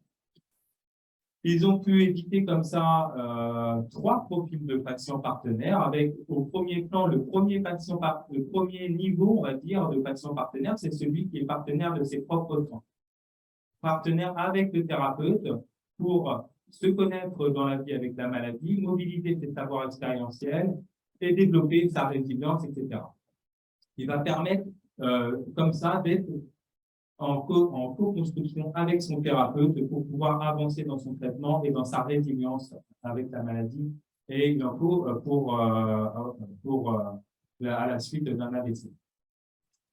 Faire preuve pour le second profil, c'est le patient ressource. Le patient ressource, c'est un patient partenaire, mais pas uniquement pour ses traitements, il va être partenaire aussi pour les autres patients. Il est partenaire aussi pour les autres de façon générale. Le patient ressource est un patient altruiste qui a des compétences pour partager avec les autres, échanger. Par exemple, ici à l'école de kiné d'Alençon, à l'IFMK d'Alençon, mais ça s'étend à beaucoup d'autres IFMK, et je ne sais pas pour les autres IFMK de Normandie, mais on a pas mal de cours avec des patients qui viennent faire cours en co-construction avec les formateurs pour pouvoir, voilà, ça se développe, c'est encore trop insuffisant évidemment, mais ça se développe. Donc on a des patients ressources pour les autres patients et pour éventuellement donner des cours. Donc, c'est des patients qui ont des compétences d'altruisme, de se raconter de communiquer, d'être très flexible, de transmettre, de savoir quoi transmettre pour les autres, etc. Enfin, le troisième profil est le profil de patients coach qui vont exercer un leadership transformationnel, c'est-à-dire qu'ils vont être plutôt, on va dire, des patients politisés ou dans les structures de soins, ou encore des patients qui vont être des patients formateurs pour former des patients ressources pour pouvoir par la suite agir autour des autres patients. Donc voilà 3 profils qui ont été bien identifiés par les travaux de Lucie Flora et de la TCPT. Enfin, le partenariat de soins, il s'appuie sur le continuum de l'engagement du patient. Je ne vais clairement pas vous détailler tout ce qu'il y a dans ce tableau-là, mais ce qui est important, c'est de comprendre que le partenariat de soins, ce n'est pas simplement au niveau de la relation de soins. La relation de soins, c'est le niveau micro, le niveau clinique, la première ligne de ce tableau-là, c'est le niveau direct, où on est avec notre patient. Mais le partenariat de soins, il se joue aussi dans les niveaux organisationnels des structures. On parle beaucoup en ce moment des maisons de santé pluriprofessionnelles, des CPTS, des hôpitaux, etc. Donc, il faut des patients aussi dans les directions de tous ces établissements-là. Le partenariat de soins, il se joue aussi au niveau politique, c'est la 3e ligne, et aussi au niveau de l'enseignement et de la recherche. Et vous voyez que si on va vers la droite du tableau, vers l'abscisse, eh bien, c'est l'engagement du patient qui est augmenté avec un patient qui va être passif dans les niveaux les plus à gauche et qui va être de plus en plus collaboratif dans un esprit partenarial vers la droite du tableau jusqu'à la co-construction de son plan de traitement, la co-construction des services, des programmes, des démarches d'amélioration de la qualité des soins, par exemple, au niveau méso-organisationnel. Voilà, donc l'engagement du patient, le continuum de l'engagement du patient, c'est une base pour comprendre que l'approche patient-partenaire, partenariat de patient, ça ne se joue pas au niveau direct avec les soins du patient, mais c'est au niveau, tous les niveaux de santé, on va dire que c'est ubiquitaire, c'est-à-dire que c'est partout. Alors, revenons à notre patient post-AVC. Qu'est-ce que c'est être compétent quand on a un patient post-AVC? Est-ce qu'on peut chercher finalement les compétences de nos patients? Est-ce qu'on peut essayer de les identifier? Il y a des compétences, par exemple, lorsque le patient vous dit moi, je me suis attelé vite aux gestes de base que j'avais à faire. Au départ, je notais, je comptais, je faisais les choses, et après, je me suis rendu compte que je progressais, tout ça. Ça, c'est des patients qui ont une gestion de la vie avec la maladie et qui vont mettre en place, par exemple, là, en l'occurrence, des auto-soins, d'accord? Donc ça, c'est pas donné à tous les patients. Il y a des patients qui vont être réceptifs à ça, qui vont être plus compétents que d'autres pour bien noter leurs auto-soins, etc., bien suivre, et d'autres moins adaptés pour cela. Donc, il faut arriver à comprendre à qui on s'adresse et qui va être amené à faire ceci ou cela. Il y a des patients qui arrivent à mieux s'auto-diagnostiquer, à mieux voir leurs symptômes, à mieux se connaître dans la vie avec la maladie. Il y a des patients qui vont arriver en vous disant précisément ce qu'ils vont avoir comme symptômes, alors que certains patients, ça va être beaucoup plus flou pour expliquer, ils ne vont pas avoir forcément les bons mots et identifier ce qu'ils ont. D'autres compétences, par exemple, là j'ai fait juste un petit focus, mais ça va par exemple être pour le patient qui a des émotions qui le bloquent, qui le tétanisent. On a des fois ça, par exemple, cette patiente qui disait « j'appréhende tellement que rien d'y penser, je perds l'équilibre ». Arriver à lâcher dans ma tête pour que les gens puissent travailler d'elles-mêmes. En fait, rien que l'appréhension, ça la faisait bloquer sur les escaliers, sur une petite marche, sur un trottoir, il fallait travailler finalement sur son état émotionnel plutôt que physiquement. J'aime aussi à rappeler que le membre supérieur chez les patients hémiplégiques, hémiparétiques, hypertoniques, donc c'est ceux qui ont une grosse rigidité du membre supérieur, une rigidité importante du membre supérieur, finalement leur membre supérieur il est quand même fonctionnel. Et donc on va avoir des capacités d'utilisation de ce membre supérieur qu'on va chercher avec le patient et on va pouvoir identifier un certain nombre de tâches que le patient va pouvoir accomplir avec son membre supérieur. Tout ça dans l'objectif d'éviter la non-utilisation acquise cher à Edward Todd.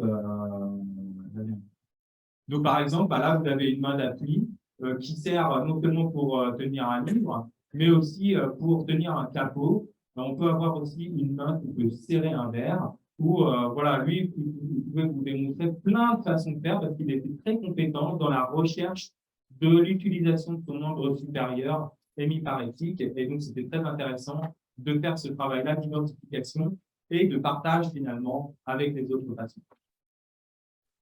Donc, on est dans le soin direct là depuis que je vous parle, mais on peut aussi être dans ce que disait tout à l'heure Rita, et je suis très content que tu parles de ça.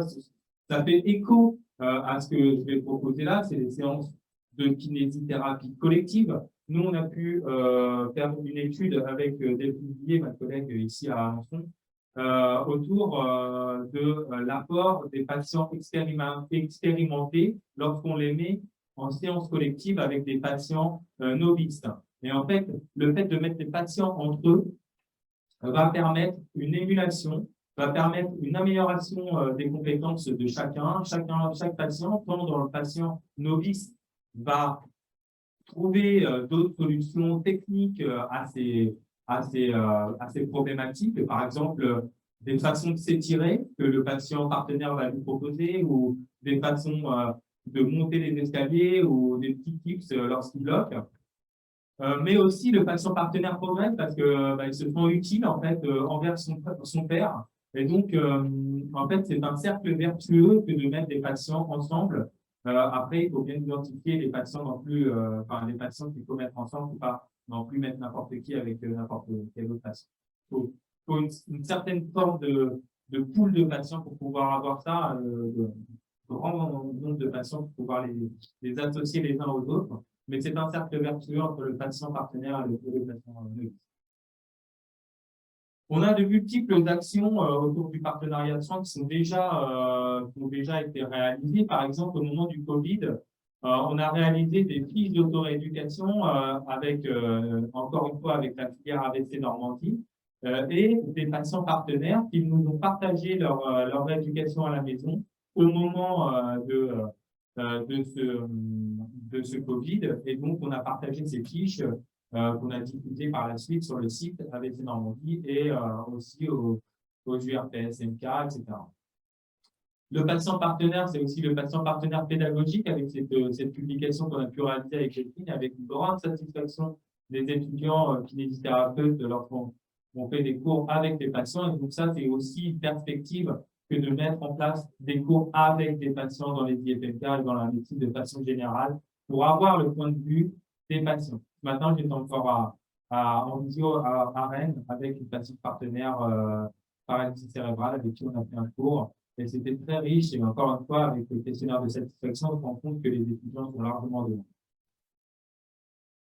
Mais c'est pas ça que je voulais vous développer. Moi, je voulais vous développer la dernière expérimentation que j'ai faite dans mon pôle de santé parce qu'on pourrait penser que c'est lointain un petit peu tous ces concepts de partenariat de soins et que ça ne correspond pas à la réalité. Eh ben, figurez-vous, c'est pas du tout le cas. C'est très, très, très proche de nous, au contraire. Moi, dans mon pôle de santé, j'ai bien identifié un certain nombre de patients partenaires, post-AVC, évidemment, mais d'autres dans d'autres domaines, comme dans la maladie de Parkinson ou dans la sclérose en plaques. Et ces patients partenaires ressources peuvent être des ressources pour les autres patients. Par exemple, ce cas clinique exploratoire en retour à domicile, post-AVC, plus de 2 ans, avait des grandes difficultés à la maison. Grande dépendance physique, quasi totale dans les habitudes, dans les activités de la vie quotidienne. Un périmètre de marche très limité, mais possible quand même, avec soutien physique d'une personne qui le guide et une canne quadripode. Et donc une situation d'isolement dans son domicile avec l'impossibilité de venir au cabinet. Donc cette situation-là, je me suis dit que on l'aiderait avec ma patiente ressource en essayant de créer comme ça une paire aidance, un paire accompagnement, c'est-à-dire un accompagnement de ce patient-là par un autre patient qui est son père, donc le père, PAIR. Donc j'ai essayé de mettre ça en place et donc ça s'est traduit comme ça. Donc je suis allé chercher ma patiente partenaire à son domicile. On allait chez ce patient-là. On a fait 6 entretiens à raison de 1 entretien par mois. avec donc la patiente, le patient en question, sa femme, et la patiente partenaire avec qui on partageait. À chaque fois, on réactualisait les objectifs. On discutait aussi de la vie avec la maladie, notamment de la patiente qui a vécu ce qu'a vécu le patient en lui-même, et donc qui expliquait son parcours, son chemin, etc., en fonction des problématiques actuelles. Et en fait, le patient, il était bloqué parce qu'il avait un gros blocage avec sa femme, il voulait, elle était très motivée pour l'aider, mais lui, il ne voulait pas. Il avait peur de lui faire mal, il avait peur voilà, pour un certain nombre de raisons, il était très anxieux, il ne voulait pas gêner sa femme pour réaliser des soins. Et finalement, ça a débloqué la situation. Ils ont réussi ensemble à faire des transferts, à commencer à refaire la marche. Donc moi, sous couvert d'une éducation thérapeutique, évidemment, une éducation à la santé, il leur montrait les gestes et au fur et à mesure, ça a pu débloquer les choses, motivé par la patiente. Il s'appelait même entre les entretiens, il s'appelait entre patients pour se motiver et tout. Et donc, on a pu évaluer ça. Évidemment, on cherche toujours un petit peu à faire des évaluations, avoir des résultats, nous, les tiens. Donc, forcément, pour le périmètre de marche qui était à 10 mètres, bah, on va certainement peut-être avoir une amélioration. On s'est dit pour la qualité de vie, peut-être pour la mesure d'indépendance fonctionnelle. Donc, après, forcément, j'aurais fait passer des questionnaires, un petit peu comme expliqué Rita, mais là, c'est juste pour un cas clinique exploratoire. Donc, c'est vraiment l'exploration d'un cas clinique, là. Et évidemment, on a fait des entretiens libres, c'est-à-dire qu'ils ne sont pas dirigés par moi, c'est-à-dire qu'ils disent tout ce qu'ils veulent et je les relance tout le temps. Donc, à partir de là, les résultats étaient mitigés, on va dire, sur la qualité de vie. La qualité de vie, les questionnaires de qualité de vie, c'est pas forcément quelque chose de très sensible au changement. Mais par contre, en tout cas, dans les capacités de marche et les capacités fonctionnelles, on a eu une amélioration. Donc qui est vraiment très agréable et du coup avec l'accord du patient et de sa femme, je peux vous montrer finalement le résultat de prise en charge où le patient finalement j'arrive à faire marcher sans le toucher sur une dizaine de mètres. Donc c'était une grande victoire pour nous, c'était l'objectif un peu de ce protocole, un peu de refaire marcher le mieux possible. Et là, sans contact et sans rien, il arrive à marcher tout seul sur une dizaine de mètres, alors qu'il était incapable de faire du pas. Voilà. Donc, c'est pour vous rappeler aussi cette image, qu'on fait ça pour les patients, pour les aider, que tous ces investissements, ça paye, et que, vous voyez, jusqu'à où ça peut aller, un patient qui était vraiment très, très, très gravatarisé, peut se remettre à marcher sans contact du thérapeute, et pourquoi pas encore plus.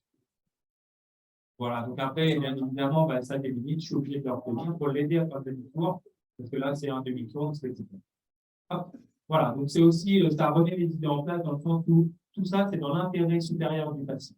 Donc, une grande satisfaction sur la faisabilité de l'accompagnement par son père au sein d'un pôle de santé, d'une maison de santé, et les répercussions positives sur le patient et son proche aidant, qui dit que lui, le patient, il dit qu'il s'identifie à elle, à ses progrès, et qu'il a envie de faire comme elle, que c'est une source de réconfort et que ça le motive. En plus, il se téléphone et il dit ça me rebooste. Et la proche aidante aussi qui m'a exprimé sa grande satisfaction, notamment aussi dans les perspectives futures, c'est-à-dire que cette patiente-là, qui était la patiente ressource, elle a fait beaucoup d'activités physiques adaptées, justement. Elle a beaucoup d'actions dans le groupe d'entraide mutuelle, dans les participations à un certain nombre de groupes, et ça donne beaucoup de perspectives au futur, pour le futur, pour ces patients et cette prochaine. Voilà, donc un petit rappel sur la filière AVC Normandie et toute la filière, et de rappeler que nous, les thérapeutes, on est un peu central sur ce schéma-là, donc je ne sais pas si c'est extrême, en tout cas, voilà, mais l'idée, ça serait peut-être plutôt de mettre des patients experts au sein de ce schéma-là, des patients pairs accompagnement, des pairs éducation ou autres sur le schéma. Un petit éco-message pour finir ma présentation. Donc, avant tout, le partenariat de soins avec le patient, c'est un changement de posture du thérapeute, pas du patient. Le thérapeute doit considérer le patient et faire avec plutôt que faire systématiquement pour le patient. Le partenariat il est ubiquitaire, il ne se joue pas uniquement dans le niveau de soins clinique, de la relation de soins avec le patient. Il se joue aussi dans la formation, dans ce que je vous ai expliqué. Il est ubiquitaire, il est partout.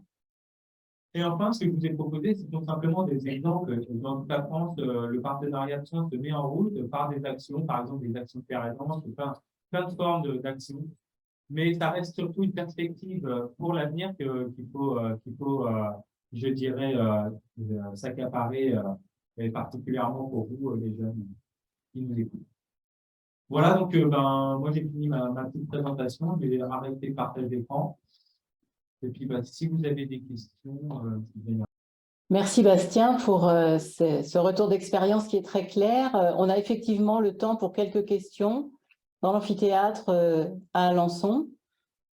Alors la question c'est est-ce que j'ai prévu de faire de la pérédance avec les autres pathologies, j'entends neurocentrales adultes. Et donc bon désolé pour AVC Normandie, mais on va parler peut-être des autres. Non, le principe en fait c'est de développer ça en effet quand on fait quelque chose comme ça qu'on a l'impression qu'il marche, même si on n'a aucun lien de comparaison avec d'autres choses qu'on a pu faire, etc. On a comme ça l'impression que ça a marché, donc on a envie de le répéter, soit à d'autres pathologies, évidemment. Donc là, en fait, moi, ce que je suis en train de faire au sein de mon pôle de santé, c'est que je suis en train de créer une sensibilisation, une formation de tous les professionnels de santé de mon pôle de santé à Yves. On dit qu'on a un pôle de santé parce qu'on est plutôt une petite ville, quoi.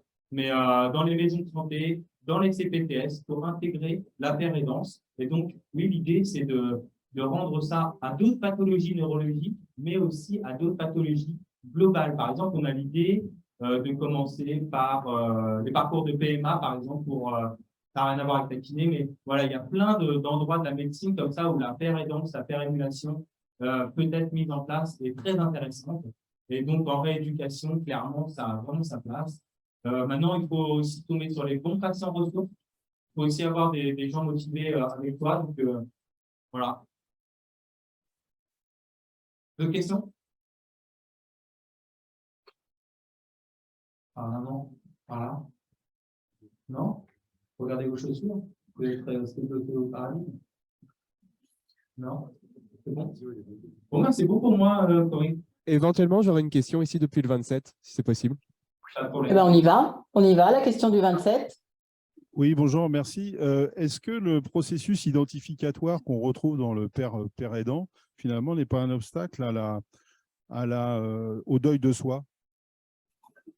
En fait, c'est une bonne question. Je trouve que ça fait partie des limites, en fait.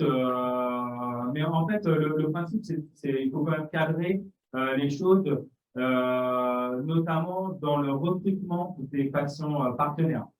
Et quand on fait un recrutement de patients partenaires, il faut déjà être assez, je dirais, exhaustif sur les capacités de nos patients à, je dirais, comprendre la problématique de son père, donc qui va être émulé. Et donc, en effet, la question du deuil de la vie sans la maladie est quelque chose clairement qui peut être, je dirais, abordé dans le processus de recrutement des patients. Et moi, en effet, j'en parle systématiquement dans cette phase-là. Maintenant, comment dire, c'est valable pour le patient post-AVC, mais ça ne va pas être valable dans d'autres pathologies, comme par exemple la maladie de Parkinson ou des maladies évolutives, en fait. La maladie, c'est spécifique post-AVC parce que c'est d'un coup d'un seul qu'on devient malade chronique. Et donc, c'est très particulier.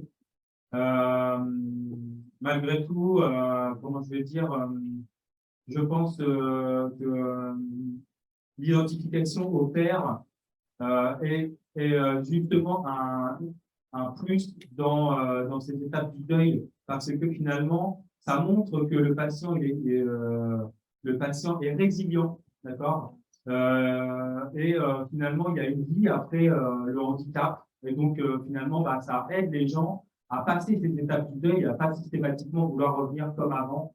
Avant, la vie était sans côté roulant, avant, la vie était sans séquelles. Voilà, ben, quand on voit son père en fauteuil roulant, mais qui est, comment je vais dire, épanoui, ben, finalement, ça fait quand même évoluer positivement globalement. Merci pour cette question, elle était très intéressante. Et merci beaucoup, Bastien, pour cette réponse. Merci. C'est bon Alors, je pour ne nous. sais pas s'il y a encore des questions, soit sur Alençon, soit dans les autres amphis. Pour nous, c'est bon, au 27. Si l'amphi, OK. Michel, Donc, l'amphi. voilà, donc on a eu des questions sur la fonctionnalité questions-réponses de Zoom. Donc, les réponses seront publiées sur le site AVC Normandie plus tard. Donc, eh bien, nous voilà arrivés au terme de cette conférence. Au nom des collègues de la coordination AVC Normandie, je tiens à adresser nos remerciements aux 3 orateurs qui se sont prêtés au format de notre conférence pour la qualité de leur présentation. Nous remercions également les 3 IFMK qui ont adhéré au projet avec un bel enthousiasme. Merci aux équipes de direction, Michel Gaudignon, Thibaut Sébir et Pierre Condoret. Merci aux équipes techniques que nous avons beaucoup sollicitées, notamment pour les essais. Et merci au bureau des étudiants. Et puis merci également au GCS Normandie Santé qui met sa technique et ses locaux à notre disposition pour cet événement d'information régionale. Et merci à vous tous pour votre présence et merci à l'équipe projet pour tout le travail réalisé. Alors, très important, vous allez recevoir prochainement un questionnaire de satisfaction que nous vous remercions de remplir. En effet, le modèle que nous vous avons proposé aujourd'hui est une grande première pour la coordination AVC Normandie. Aussi, votre avis nous intéresse pour dégager des axes d'amélioration. Encore un grand merci et je vous rappelle que vous pouvez retrouver toutes les actualités de la coordination AVC Normandie sur notre site. Je vous dis donc à très vite.